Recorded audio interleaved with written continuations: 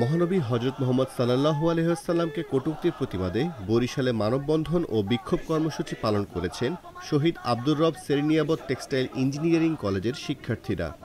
আজকে আমরা বাংলাদেশে ধর্মপ্রাণ মুসলমান আমরা একত্রিত হয়েছি। আমাদের পার্শ্ববর্তী দেশ ভারত, সেখানকার এক কুখ্যাত ধর্মগুরু রামগিরি মহারাজ আমাদের রাসূল সাল্লাল্লাহু আলাইহি ওয়াসাল্লামকে নিয়ে কটূক্তি করেছে।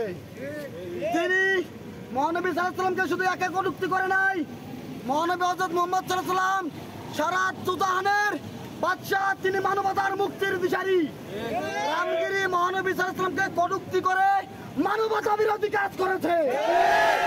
এটা একজন ধর্মগুরু হয়ে কিভাবে অন্য ধর্মকে ছোট করে দেখে সেটা আমাদের এই ছোট মাথায় বুঝে আসে না। তো আমরা বাংলাদেশ সরকারকে অনুরোধ করব তারা যাতে কূটনৈতিক ভাষায় এবং জাতিসংঘ ওআইসিতে এটা কি নিন্দা প্রস্তাব গৃহীত হয় এবং তাদের যথাযথমূলক শাস্তির ব্যবস্থা করা হয়। 25 সেপ্টেম্বর দুপুর 12টার পর Barishal Shahid Abdur Rab Serniabat textile engineering college campus ও সি&বি রোড প্রদক্ষিণ করে কলেজের প্রধান ফটকে এসে বিক্ষোভ মিছিলটি শেষ হয়। এ সময় প্রধান ফটকে দাঁড়িয়ে শিক্ষার্থীরা বক্তব্য দেন।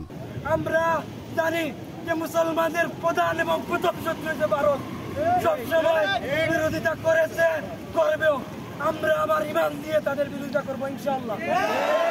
এ বিষয়ে সরকারের আমরা দৃষ্টি আকর্ষণ করছি, পৃথিবীর যেখানেই হোক কোনো ধর্ম নিয়ে আমরা চাই যে কোনো ধর্ম নিয়ে কেউ কটূক্তি না করুক, মুসলিম, হিন্দু, খ্রিস্টান কিংবা অন্য ধর্ম। ইসলাম ধর্ম ও নবী হযরত মুহাম্মদ সাল্লাল্লাহু আলাইহি ওয়াসাল্লাম সম্পর্কে অবমাননাকর মন্তব্য করে গত আগস্টে ভারতের সংবাদের শিরোনাম হয়েছিলেন রামগিরি মহারাজ নামে মহন্ত। তার সমর্থনে সেপ্টেম্বরের শুরুতে মহারাষ্ট্রের আহমেদনগরে এক সভার বক্তব্যে বিজেপি বিধায়ক নীতিশ রানে বলেন, মহারাজের কোনো ক্ষতি হলে মুসলমানদের মসজিদে ঢুকে মারা হবে। এমন মন্তব্যের প্রতিবাদে ভারতের মহারাষ্ট্রের মতো বরিশালে এই বিক্ষোভ কর্মসূচি পালিত হয়।